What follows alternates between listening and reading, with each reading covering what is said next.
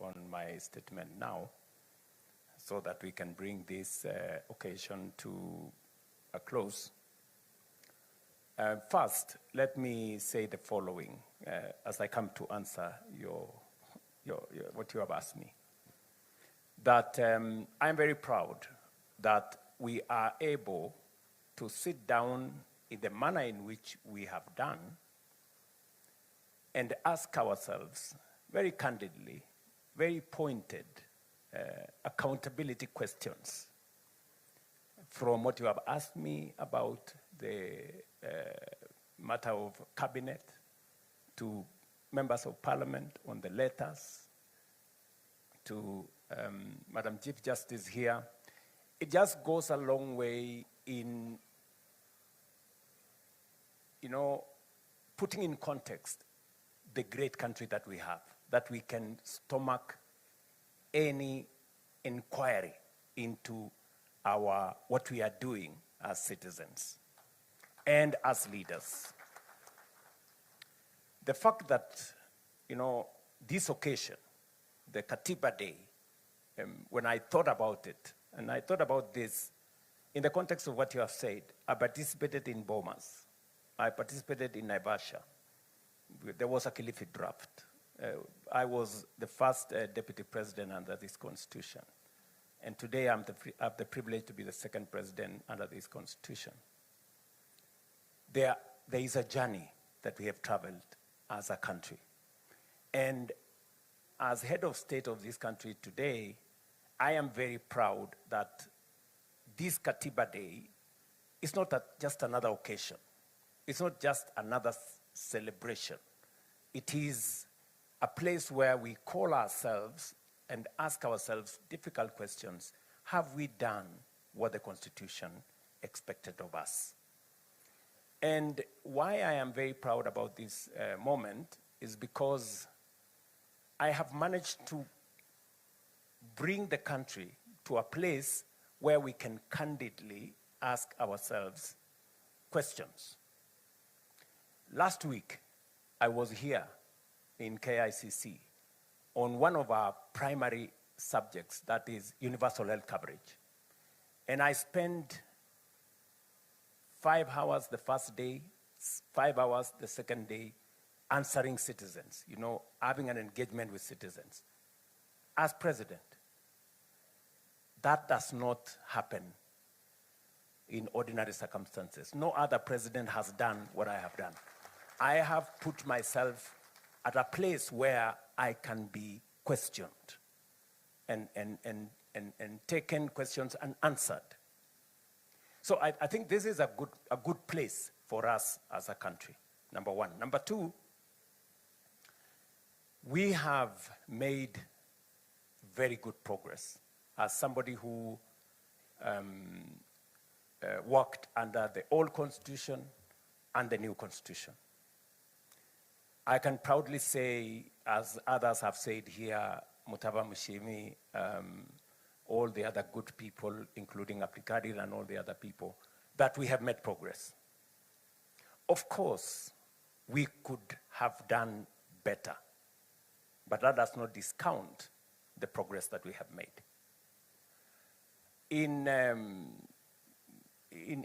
different spaces, devolution, for example, which is probably the biggest gain that this constitution brought. There are many arguments as to whether devolution has worked or has it not worked. From where I sit, I think we were right to have devolution. Devolution has served this nation. Could it have been better? Yes. Are there challenges? Yes. But that does not discount what devolution has done to our country.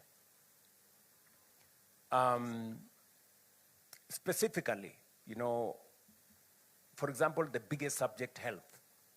I see many people trying to argue that maybe health should be reverted to national government. I am completely opposed. I think health is in the right place in county governments. Why do I say that? If you look at delivery of health, there are counties where we had only one doctor. Example, Wajir here. Today, there are 70.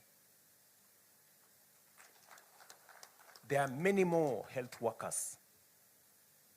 Supervision has been devolved from the national government to the county. County workforce, health professionals are held to account. In the past, there used to be doctors who never reported to their stations for 10 years and nobody knew. That is no longer possible. The county governments have appropriated that space properly. And so, have they done many other things better than was the case in the old system? Let me also say, having served as the first chairperson of the Intergovernmental Budget and IBEC, that we started off with a lot of territorial fight between the national government and the county government, and rightfully so, because there was still a hangover by the national government to try and control counties. And then there was also, you know, a bit of that, I must admit.